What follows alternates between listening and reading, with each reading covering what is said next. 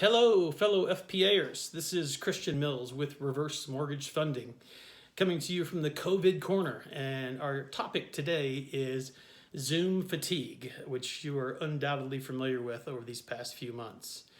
Zoom fatigue was quoted about a month and a half, 2 months ago in the Harvard Business Review, the first time that I saw it anyway. And this was addressing the idea that this is something different than we've had before because so many people are really working from home and working remotely that we're employing video call technology more than ever before. The reason that we have this fatigue and this feeling of being on all the time is that it's harder than having a regular phone call or even being in a physical presence meeting. One thing that it allows us to do, it's easy for us to lose focus, or we're at home, squirrel or dog or kids or whatever that might be, that draws us away from our intended focus. Lots of opportunities for us to multitask while we're at home. And then how often do you actually stare at your colleague's face for 30 minutes or an hour at a time?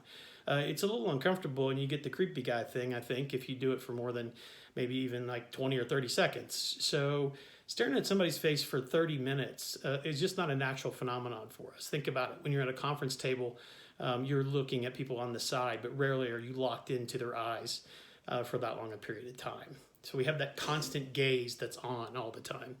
How do we avoid or reduce Zoom fatigue? First of all, avoid multitasking.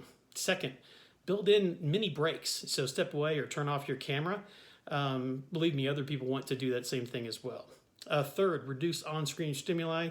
That can be as easy as shutting down some of the tabs to the places that you like to go and look on when you're online. And fourth, try switching to calls or even email. Most people are not going to give you a hard time about it because they're going to be relieved that they don't have to be on or actually put on clothes instead of their jammies.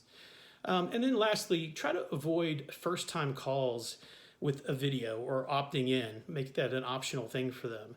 If you haven't spoken to them, at least a phone call or even just an email before you jump right into the video thing. So I hope this is helpful, and keep coming back to the FPA COVID Corner.